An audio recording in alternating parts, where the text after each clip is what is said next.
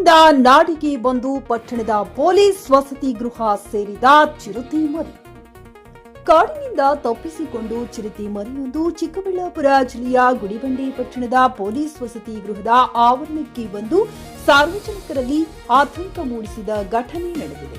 ಶುಕ್ರವಾರ ಬೆಳಗ್ಗೆ ವಸತಿ ಗೃಹಗಳ ಆವರಣದಲ್ಲಿ ಚಿರತೆ ಮರಿಯೊಂದು ಒಂಟಿಯಾಗಿ ಓಡಾಡುತ್ತಿರುವುದು ಪೊಲೀಸ್ ಪೇದೆ ಮುಲ್ಲಾ ಎಂಬುವವರ ಕಣ್ಣಿಗೆ ಬಿದ್ದು ಮೊಬೈಲ್ ಕ್ಯಾಮೆರಾದಲ್ಲಿ ಸೆರೆಯಾಗಿದ್ದು, ತಕ್ಷಣ ಪೊಲೀಸರು ಅರಣ್ಯ ಇಲಾಖೆಯ ಸಿಬ್ಬಂದಿಗೆ ಸುದ್ದಿ ಮುಟ್ಟಿಸಿದ್ದಾರೆ. ಪೊಲೀಸರು ಆವರಣದತ್ತ ಹೋಗುತ್ತಿದ್ದಂತೆ ಭಯಭೀತರಾಗಿ ಚಿರತೆ ಮರಿ ವಸತಿ ಗೃಹ ಆವರಣದಲ್ಲಿ ಅಪಘಾತಗಳಲ್ಲಿ ಮೂಲೆ ಸೇರಿದ್ದ ಒಂದು ಕಾರಿನೊಳಗೆ ಹೋಗಿ ಸೇರಿಕೊಂಡಿದೆ.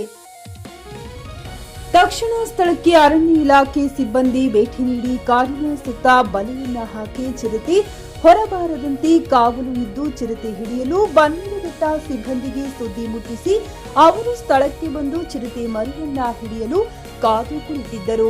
ಸಂಜೆ 6 ಗಂಟೆ ಸಮಯಕ್ಕೆ ಬನ್ನೇರುಘಟ್ಟ ಅರಣ್ಯ ಸಿಬ್ಬಂದಿ ಬಂದು ಚಿರತೆ ಮರಿಗೆ ಅರವಳಿಕೆಯನ್ನ ನೀಡಿ ಚಿರತೆ ಮರಿಯನ್ನ ರಕ್ಷಣೆ ಮಾಡಿ ತೆಗೆದುಕೊಂಡು ಬನ್ನೇರುಘಟ್ಟ ಅರಣ್ಯಕ್ಕೆ ಸಾಗಿಸಿಕೊಂಡು ಹೋದರು. Jayant Krishnareddy, JK news Kannada, Chikkaballapur.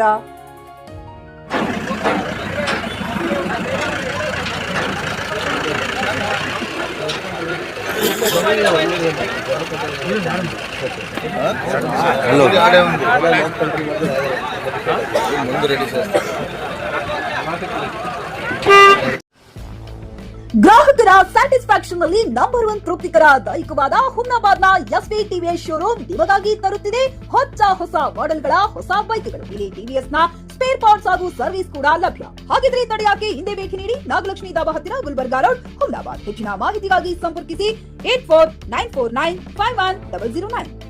Flat ಖರೀದಿಸುವ ಪ್ಲಾನ್ ಇದ್ದೀರಾ?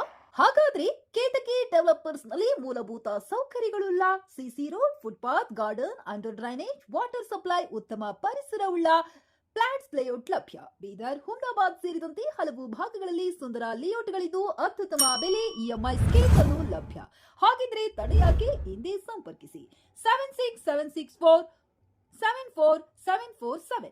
MD ಸಂಗಮೇಶ್ ಚಿದ್ರಿ, ಹುಮ್ನಾಬಾದ್.